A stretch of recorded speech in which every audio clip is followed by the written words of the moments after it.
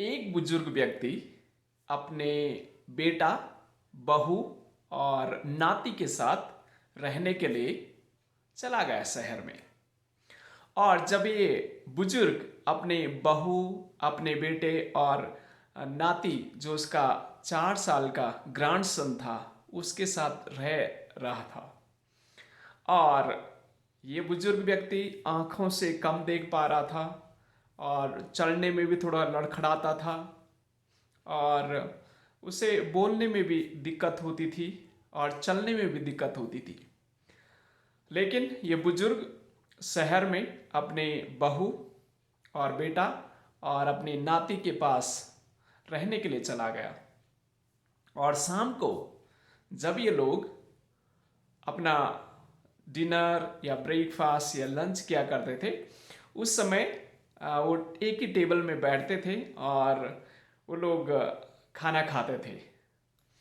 लेकिन एक बुजुर्ग व्यक्ति, इसको एक तो बोलने में दिक्कत होती थी, दूसरा देखने में भी दिक्कत थी, सुनने में भी दिक्कत थी, और ये कभी इस प्रकार से डाइनिंग टेबल में बैठ करके खाना खाने की इसकी आदत नहीं थी। लेकिन बेटा और बहू, नाती शहर में रहते हैं और शहर में इनकी इस प्रकार का रहन सहन था। लेकिन एक बार की बात है, शाम को जब ये भोजन कर रहे थे तो ये बुजुर्ग भोजन करने के लिए उनके साथ उस डाइनिंग टेबल में बैठा। और जब डाइनिंग टेबल में बैठा तो ये अपने हाथ को दूध के लिए आगे बढ़ा रहा था, लेकिन गलती से वो जो दूध का गिलास है नीचे गिर जाता है। और ये बुजुर्ग जब खाने में खाता तो यानी मुंह से आवाज़ आती थी, खाने का एक मैनर नहीं था। और इस प्रकार से इस बुजुर्ग को देखते हुए बहू और उसका बेटा जो है काफ़ी इरिटेटेड हो जाते हैं, काफ़ी गुस्सा हो जाते हैं। और एक बार की बात है कि क्या हुआ कि उन्हें बहुत ज़्यादा गुस्सा इस बुजुर्ग में आ गया, क्योंकि खाना इसका गिर जाता था और कई बार गिलास गिराता था, कई बार सब्जी गिरा लेता था, कई बार पानी गिरा लेता। तो इस प्रकार से काफ़ी दिन हो गए थे, काफ़ी इरिटेट हो गए थे, काफ़ी गुस्सा इस व्यक्ति से हो गए थे। और इन पति पत्नी ने एक योजना बनाई कि इस बुजुर्ग बाप को एक कोने में एक टेबल देंगे। और प्लेटें तो इसने काफ़ी तोड़ दी थी उनकी गिराते हुए, तो उन्होंने एक लकड़ी की प्लेट उसके लिए बनाई और दूर कोने में उसके लिए खाना उसे दिया करते थे। और जब इस प्रकार से इसके साथ बिहेव कर रहे थे, उसको डांटते भी थे, बुरा भला भी उस बुजुर्ग को कहते थे, और शाम को उस कोने में उसको खाना देते थे। और लेकिन अपने आप टेबल में बैठे हुए इंजॉय करते थे, अच्छी बातें करते थे, हंसते खेलते थे। क्या हुआ, इस बुजुर्ग जब ये अकेले बैठा हुआ रोता था, और जब इसे रोना आता था, उनको देखता उसे अपने परिवार की भी याद आती थी और काफ़ी रोता था। और जब उसका बेटा छोटा था तो उसे याद आती थी कैसे अपने बच्चे के साथ खेलता था, अपने बच्चे को साथ खिलाता था। लेकिन आज ये बच्चा जब होशियार हो गया है, अच्छा इसका रहन सहन हो गया है, इस बुजुर्ग पिता को कोने में बैठा करके इस प्रकार से इसके साथ बर्ताव करते थे, डांटते थे, गाली गलौज इसे करते थे, और इस प्रकार से इस बुजुर्ग पिता के साथ करते थे। एक दिन की बात है, इनका छोटा बच्चा जो 4 साल का लड़का था, ये सब चीज़ों को ऑब्जर्व कर रहा था, सब चीज़ों को देख रहा था। और पति पत्नी बाजार से जब घर की ओर आते हैं और इनका बच्चा आंगन में खेल रहा था और एक लकड़ी के साथ कुछ हथौड़ी लेकर के कुछ बनाने की कोशिश कर रहा था। तो माता पिता ने जब इसे देखा तो कहा, बेटा आप क्या कर रहे हो? तो बच्चे ने मुस्कुराते हुए कहा, पिता और मम्मी, मैं आपके लिए और पापा के लिए वो लकड़ी की प्लेट बना रहा हूँ। तो मम्मी पापा ने कहा, बेटा क्यों? उस लड़के ने कहा कि जब आप दादा के समान बुजुर्ग हो जाओगे ना, तब आपको मैं ये प्लेट दूंगा। ये सुनते हुए दोनों पति पत्नी बिल्कुल शांत हो गए। एक शब्द भी उन्होंने अपने मुंह से नहीं कहा, न बच्चे को डांटा न कुछ।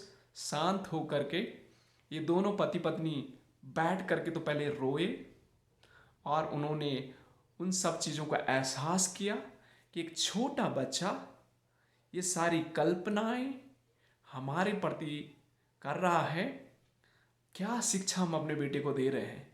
तो ये उनको रियलाइज अपनी मिस्टेक को हुई और एक छोटे से बच्चे ने एक बहुत बड़ा पाठ सिखाया और फिर जाके उस बेटे ने अपने पिता को शाम को उसी डाइनिंग टेबल में लाया, अच्छे से खाना खिलाया, अच्छे से उसकी परवरिश की, उससे प्रेम किया, उसका ख्याल किया। कई बार उसने गिराया, कई बार चीज़ों को डिसऑर्डर किया उसने, बुजुर्ग पिता ने, लेकिन फिर भी उन्होंने उससे प्रेम किया, उसका ख्याल रखा, उसका आदर किया, उसका सम्मान किया। और इस पिता के जीवन में खुशी, एक नया आनंद, एक परिवार का प्रेम इस बुजुर्ग पिता के जीवन में एहसास होने के लिए इस परिवार से मिला। इस छोटे से बच्चे के जीवन से आप और मैं क्या पाठ सीख सकते हैं, जो मैंने सीखा है। First thing I think big life lesson from a little child. एक छोटे बच्चे से जीवन की बहुत बड़ी सीख आप और मैं सीख सकते हैं। फर्स्ट थिंग तो ये है, चिल्ड्रन आर गुड इमिटेटर। बच्चे जो है ना अच्छे नकलची होते हैं। और इस बच्चे ने वो चीज़ों को देखा, ऑब्जर्व किया, और जैसे माता पिता बिहेव कर रहे थे, बर्ताव कर रहे थे, उनके लिए भविष्य में उसी तरीके से करने के लिए उसने एक निर्णय उस बच्चे ने लिया है। यानी आप अपने बच्चे को गलत पाठ सिखाना चाहते हैं या अच्छा पाठ सिखाना चाहते हैं, आप जैसा करते हैं वैसा बच्चा आपको फॉलो करता है।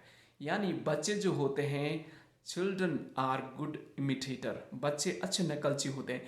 अपने बच्चों को अच्छी शिक्षा दें, अपने शब्दों के द्वारा ही नहीं बल्कि अपने जीवन, अपने व्यवहार, अपने बर्ताव, अपने कर्तव्य, अपने हर एक चीज़ों के द्वारा अच्छा एक नमूना उन बच्चों के लिए सेट करें, क्योंकि आने वाले भविष्य ये बच्चे ही हमारे हैं।